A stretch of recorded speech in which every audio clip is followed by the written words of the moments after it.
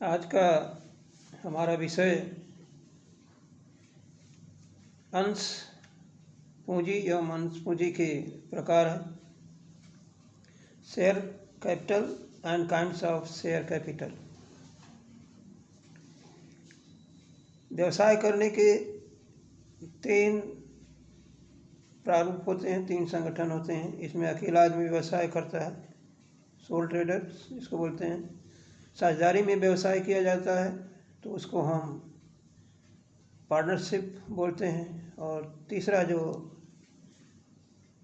हम बोलते हैं उसको कॉरपोरेट सेक्टर या निगमीय क्षेत्र बोलते हैं, जिसमें अनेक लोग मिल करके व्यवसाय स्टार्ट करते हैं। तो जब अनेक लोग मिल करके व्यवसाय इकट्ठा करते हैं, व्यवसाय चलाते हैं अनेक लोग मिल करके, तो उसको हम कंपनी कहते हैं।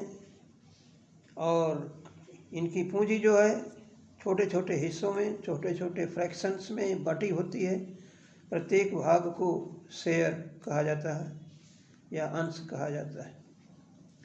चूँकि पूंजी इनकी अंशों के द्वारा एकत्र होती है तो इसे अंश पूंजी हम कहते हैं, शेयर कैपिटल कहते हैं। जबकि एकाकी व्यवसाय सोल ट्रेडिंग में एक आदमी पूंजी होती है, पार्टनरशिप में दो या दो से अधिक आदमियों की पूंजी होती है, कंपनी में भी दो या दो से अधिक आदमियों की पूंजी होती है। लेकिन कंपनी अधिनियम 2013 बनने के बाद एक आदमी भी कंपनी स्थापित कर सकता है, जिसको हम वन मैन या वन पर्सन कंपनी या ओपीसी बोलते हैं। लेकिन उसको अपने नाम के आगे, कंपनी के नाम के आगे ओपीसी लिखना पड़ता है। उसके अलावा जो निजी क्षेत्र या प्राइवेट लिमिटेड कंपनियां जो हैं, उसमें कम से कम 2 होते हैं और अधिकतम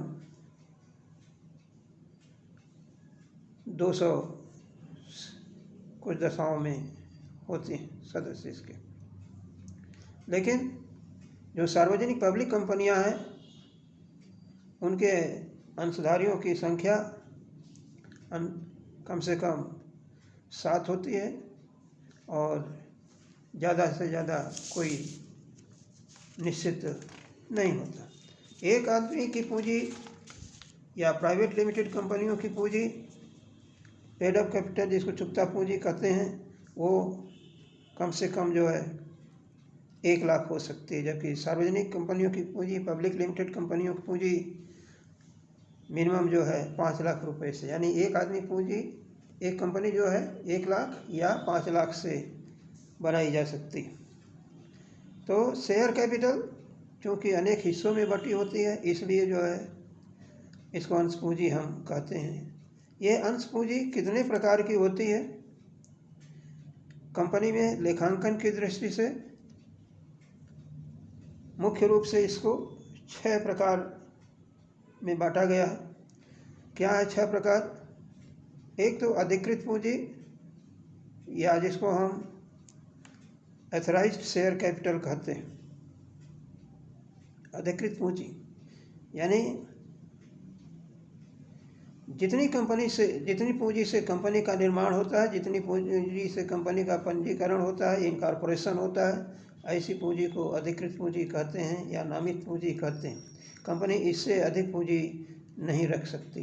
इसलिए शुरू में जब कंपनी रजिस्टर्ड कराई जाती है, जब पंजीकृत कराई जाती है, तो ऐसी दशा में इनको जो है अपनी पूंजी आवश्यकता के हिसाब से पंजीकरण कराया जाना चाहिए। दूसरा जो कंपनी की पूंजी के प्रकार में वो है कि अधिकृत पूंजी का वह भाग, यानी उसमें से कंपनी को जितनी ज़रूरत है इस समय, जो पब्लिक से प्राप्त करेगी, जो आम जनता से प्राप्त करेगी, उसको हम निर्गमित पूंजी या इशूड कैपिटल कहते हैं। कंपनी अपनी पूंजी प्राप्त करने के लिए जनता में प्रविवरण प्रॉस्पेक्टस जारी करती है और उस प्रॉस्पेक्टस के आधार पर जो लोग कंपनी में पैसा लगाना चाहते हैं वो अप्लाई करते हैं, एप्लीकेशन देते हैं। तो उसमें कंपनी अपने प्रॉस्पेक्टस में ये देती है कि कंपनी अपने कितने अंशों का निर्गमन करती है। जो लोग अप्लाई करते हैं जो लोग प्राप्त करना चाहते हैं वो अप्लाई कर सकते हैं। दूसरा, निर्गमित पूंजी में से, यानी कि जो कंपनी ने एप्लीकेशन दिया, प्रपोजल दिया, उसमें से जितने के लिए प्रार्थना पत्र आए, जितने के लिए आवेदन पत्र आए, उसको हम आवेदित पूंजी या प्रार्थित पूंजी कहते हैं, सब्सक्राइब्ड कैपिटल कहते हैं। जो एप्लीकेशन मिलेगा, जितना निर्गमन किए हैं उतना मिल सकता है, उससे कम मिल सकता है, उससे अधिक में भी मिल सकता है, लेकिन अधिक वाले जब आवेदन मिलते हैं तो उनको वापस कर दिया जाता है, बाकी जितना निर्गमन किया है उतने ही रखा जाता है। इसके बाद कंपनी किन किन लोगों को शेयर दिया, आवंटन किया, अलॉटमेंट किया, उनसे जो पैसा मांगेगी, एक शेयर पर जो अमाउंट है वो पूरा अमाउंट इकट्ठे मांग सकते हैं या इंस्टॉलमेंट में मांग सकते हैं। तो इसको जो है, जो रकम मांगी जाएगी उसको हम कॉल्ड अप कैपिटल कहते हैं, याचित पूंजी कहते हैं। मतलब कहने का, याचित पूंजी, कॉल्ड अप कैपिटल, आवेदित पूंजी का वह भाग है जो कंपनी द्वारा मांगा जाता है। इसके बाद जितना अमाउंट मांगा गया है, जितना रकम कंपनी द्वारा मांगी गई है, उसमें से अंशधारियों ने या आवेदनकर्ताओं ने जो चुका दिया है, पेमेंट कर दिया है, उसको हम पेड अप कैपिटल कहते हैं। और जो पेमेंट नहीं मिला है उसको हम कॉल्स इन एरियर या अवशिष्ट याचना कहते हैं। कभी कभी अंशों की जब पूरी रकम नहीं मांगी जाती तो जो अंशों पर रकम नहीं मांगी गई उसको हम अनकॉल्ड अप कैपिटल भी कहते हैं।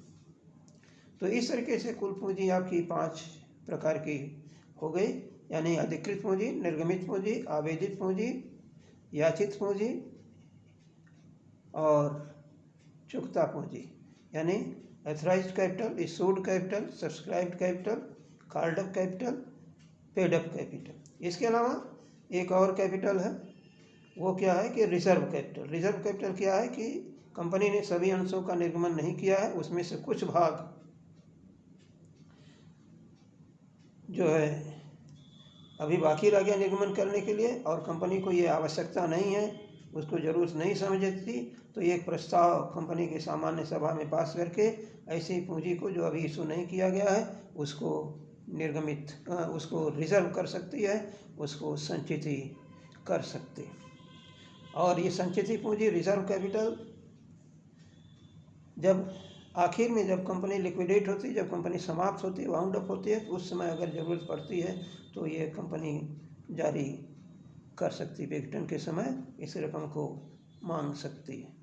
ये सारी प्रकार के जो पूंजी के प्रकार हैं, जब कंपनी की बैलेंस शीट बनाई जाती है तो उसमें ये लिखना पड़ता है। कंपनी की बैलेंस शीट में आजकल जो नए फॉर्मेट में है उसके हिसाब से नोट टू अकाउंट के अंतर्गत देखना पड़ता है कि कितने प्रकार में, कितने नंबर ऑफ शेयर्स हैं और कितने का अमाउंट की पूंजी कौन कौन सी है। तो इस तरीके से आज अंश पूंजी और अंश पूंजी के प्रकार इस टॉपिक के अंतर्गत हमने दिखाया। अगर ये आपको समझ में आता है तो इसको लाइक करेंगे, सब्सक्राइब करेंगे। Thank you ji.